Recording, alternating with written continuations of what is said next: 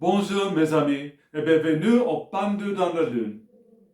Hello friends, if this is your first time here, welcome. Thank you for coming. I'm pleased to meet you. If you've been here before, thank you for returning. I'm truly honored.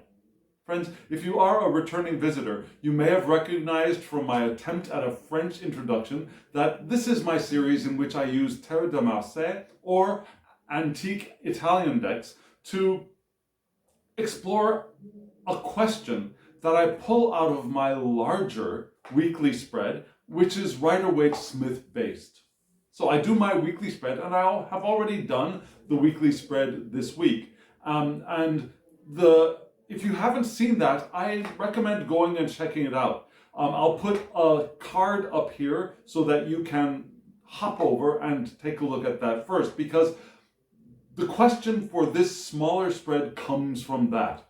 And this week, we were talking about the idea of forgiveness as it relates to living an intentional life. All of my series are based in the idea of living life intentionally, living the intentional life. And this week, we were talking about forgiveness and how forgiveness is more for us rather than other people, and how our forgiveness of ourselves as well as other people, and perhaps even the divine, opens us up to reveal the creative spark from within, and how that relates to living life intentionally. So, from that spread, there was a very interesting question and answer from the very last part of that overall spread. And in that last part, there were two cards. One of them was the Two of Swords, and one of them was the Five of Pentacles. Two very dark cards, if you will. And so the question, the way I read those cards was that we want to make a choice. And if we don't make a choice, we end up in that Five of Pentacles space. So I decided to ask the question, how do we make a choice when choosing seems difficult or near impossible? Yeah? Do you always have an easy time making choices? I know I don't.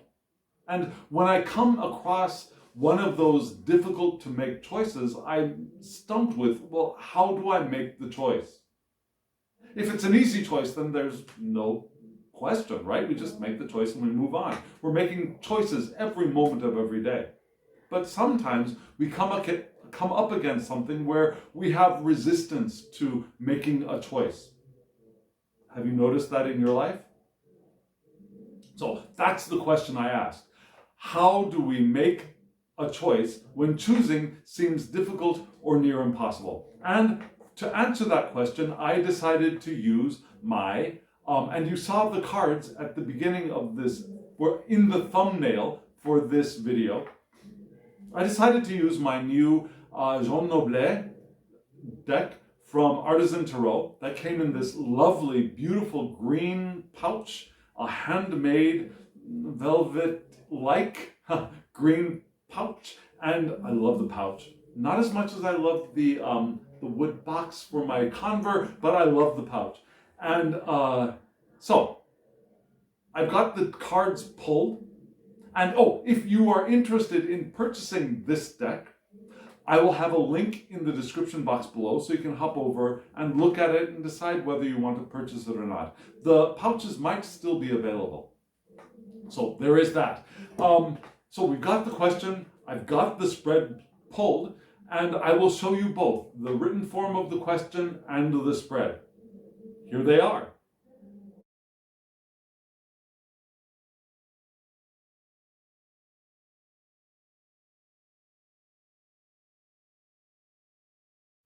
Frankly, when I saw the cards come out for the answer to this question, my first reaction was, oh, come on. I mean, it's not as bad as ask a stupid question, get a stupid answer, but it felt like I could have gone to my mother and gotten the same answer. Do you know what I mean?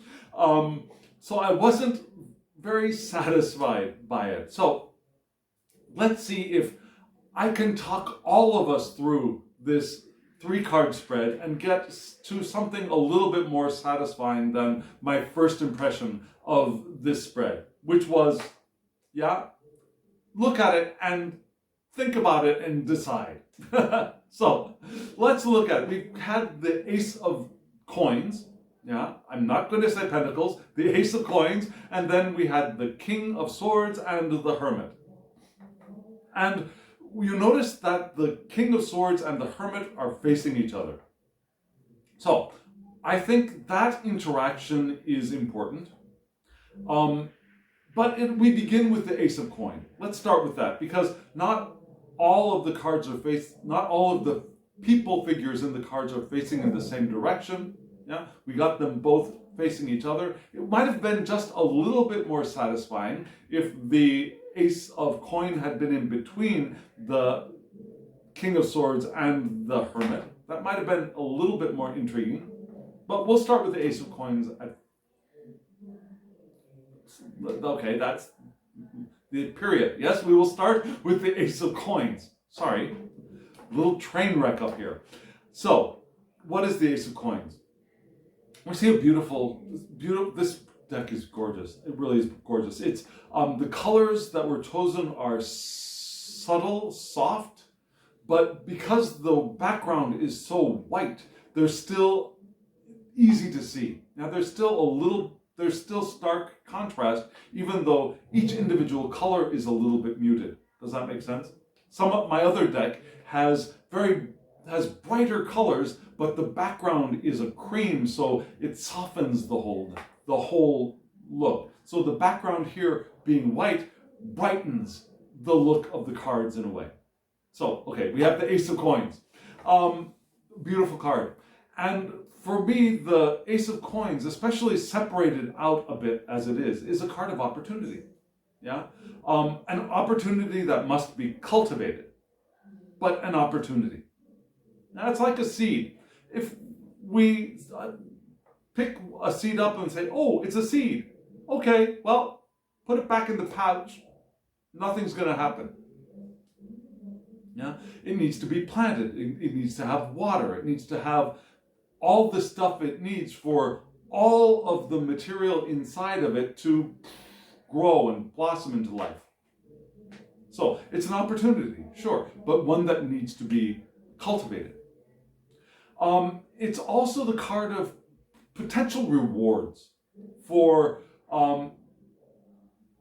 material, energy in the body, and resources. Yeah, there's a potential here for, again, rewards in different aspects of our lives. Yeah? The coins for me can be objects, physical stuff. Yeah? The coins for me can also be the health, the body. It could be the home. It could be the work. Now, the actual like day-to-day work, like your job, right? So not the creative work of the wands, but the day-to-day work. So opportunities in all of those areas. Yeah, the energy of the body and the health, the vitality of our body, an opportunity there. The energy and vitality of the work that we do every day. From work in the office to the daily work we do at home, cleaning house, that kind of thing. Also, the opportunities of resources and the stuff that's around us. And we could discover things that could be useful for us. It's also a practical perspective, yeah? The swords are this airy, yeah, mental process of thinking and ideas and vision, yeah? The wands are creativity and sexuality and the fire. The cups are the emotions and the subconscious and all of that watery stuff. The coins are the physical, practical stuff, things, the hardness, the heaviness, the stuffness of this physical universe and the physical experience. It's also a utilitarian approach, yeah? Doing things methodically and with forethought, but not the thinking process, but in a utilitarian way. Now, not flamboyant like a swan would be, not subtle like a water would be, not flighty, perhaps, as sometimes air can be, but a very utilitarian approach to doing things. And also aspects of life. This is a card for evaluating where we are in our life, because it's a beginning, right? A beginning to a progression that we could either take or we can avoid if we want to. So what does that have to do with making choices? Well, first we want to look, when we're having difficulty making choices, perhaps the first thing we want to do as an aceness is the first thing to look at where an opportunity might lie. Which choice would provide an opportunity? Which choice would be the practical choice? Which choice would be the one that gives us possible rewards? Now, you might think, well, if I knew that, then I would choose that one, of course, but we don't always. We don't always choose the thing that we see the opportunity or a potential reward in, because sometimes we're still afraid of what it would take to get that reward. We're still afraid of, well, then I'd have to go on stage and I'd have to do these things that I'm uncomfortable with. So a lot of times and I'm sure most of us, avoid those opportunities because they're unsettling, they're unnerving. The new thing is not the thing that we're comfortable with. It's not the thing we're secure in. It doesn't add to our feeling of stability. And the Ace of Coins is actually not a necessarily stable card. It's an odd number. It is an odd number. And the odd numbers for me are instability. Sometimes good, sometimes less good, but instability. And it's that first potential for something new. And sometimes that something new can be scary or unsettling or unnerving. But maybe that's what we need to focus on. We look for where the opportunity is. And if there's no opportunity in this thing that we're used to and we're comfortable with, maybe we need to go for the uncomfortable thing. Maybe we need to go for the thing that is unsettling or unnerving or makes us feel like I'm not sure if I'm going to be able to do this. Perhaps that's the first way, the first area we would approach our choice with. Was that English? I think it was English. So that's the first thing, the Ace of Coins. And then we got this pair. Now we got the King of Swords and we got the Hermit. Both of them looking at each other. And you'll notice that the King of Swords, the swords are actually choice cards in many ways. That's the thinking, the rational, making decisions. So the King of Swords, you'd think, is the one able to make decisions very easily. And generally, the King of Swords is that person. Now, perhaps it's saying we want to embody our King of Swords-ness. It's head over heart. And an appreciation for truth. So again, we've got this, if we've found a potential, if we've found a possibility, this might be the card that tells us to, okay, now we let our head rule over our heart, which is perhaps telling us that maybe, I don't know, I'm not sure if I can do this, I'm not sure if I'm right for this, I'm not sure if I'm talented enough for this, I'm not sure that I'll be able to succeed at this. Our head over the heart, saying that here is where the opportunity is, let's do that. Looking for the truth within the choices. A lot of times we don't go deeply into the questions when we're making a decision. Now, we look at the surface and we don't see the depth of the truth. It's also the card that tells us that we can go beyond thought. Remember, the King is the last card of the courts, and for me, the very last card of the suit. And the King is the one who's able to move on to the next thing. Yeah? So this King is able to leap into the unknown. And sometimes we might know we might know. We might not know where the choices are going to lead us, and maybe we just need to make the friggin' choice and leap into the unknown, rather than standing where we are, stagnating and diminishing. The King of Swords can also be an enlightened ruler, a scientific thinker, and maybe this is the card of doing those lists of pros and cons and weighing options and that kind of thing. But he's also able to put thought into action. The king, not only he, she, and they, are able to put thought into action.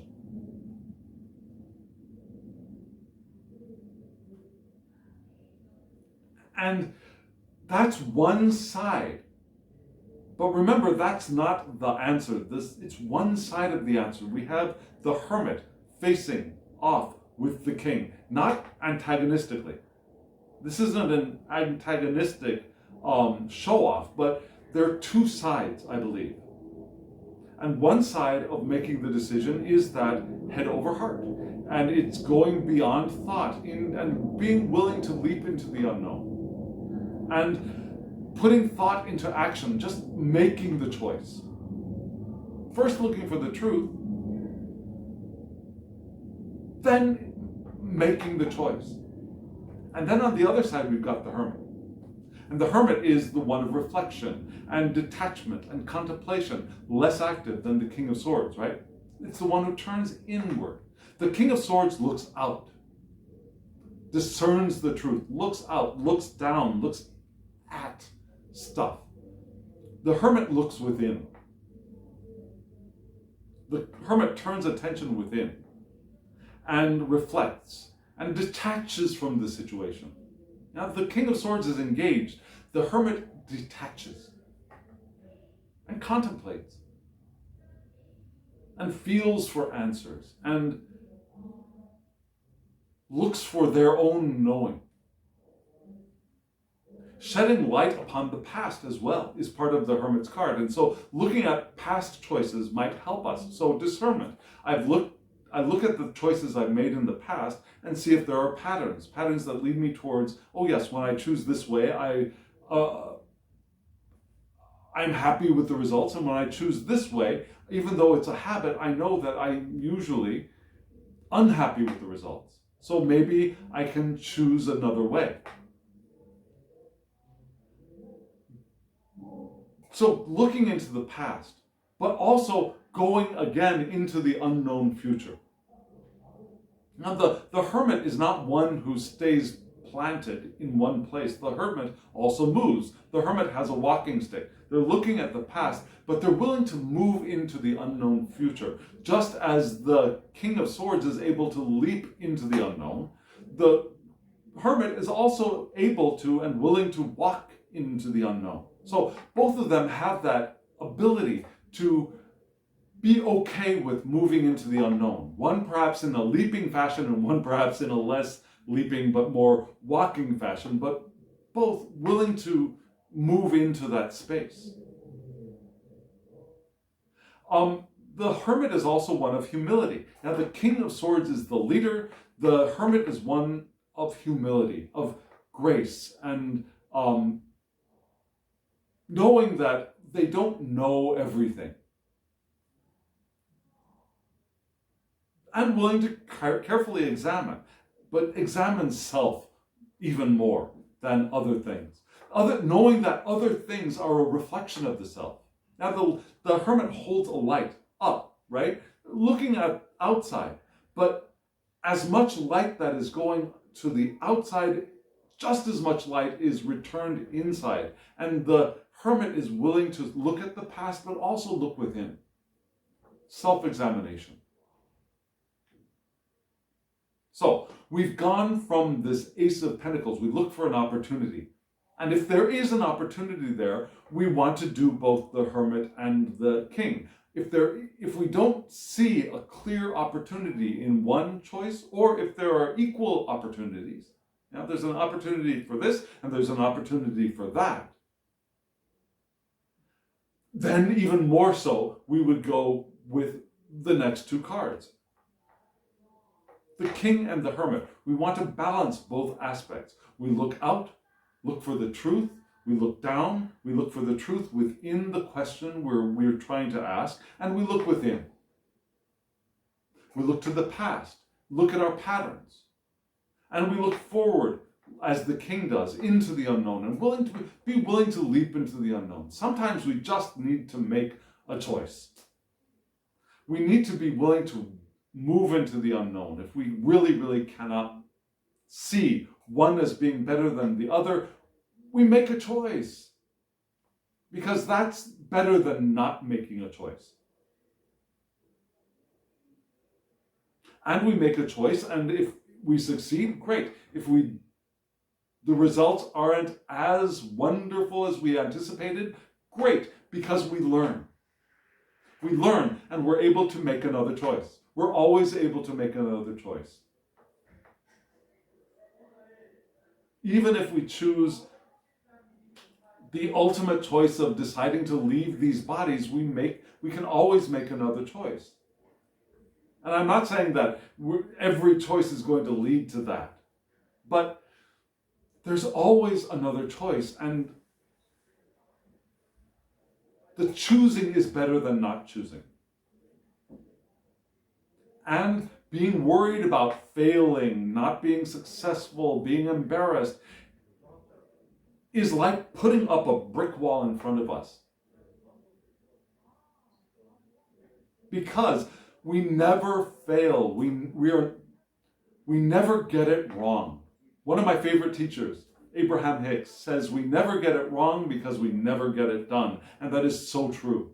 There is no finish line that we're heading towards. There's no endedness to these lives of ours. The body becomes something else. We leave the body, but for us, the real us, there is no endedness. There is no finish line. There's only continued progress and evolution and expansion. And we never get it wrong. We might make the same mistake and we might make the same choice and get the same results, and still make the same choices, imagining we'll get different results. And it might be a cycle of that for a while, but eventually we'll break out of that cycle. And that's part of the hermit, right? The hermit looks back at the cycles that we've lived through and is able to perhaps make a new choice.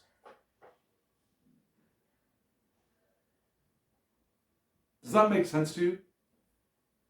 Is that a little bit more than perhaps Mom would have told you? I hope so. I think we got there. I think we got beyond Mom saying, well, which one's better? If you can't figure out which one's better, then just think about it and make a choice. Which was my first reading of this. I think we got a little bit deeper into that than just, well, make a choice. Although that is part of that. That is part of it. Make a choice. Do the discernment, certainly.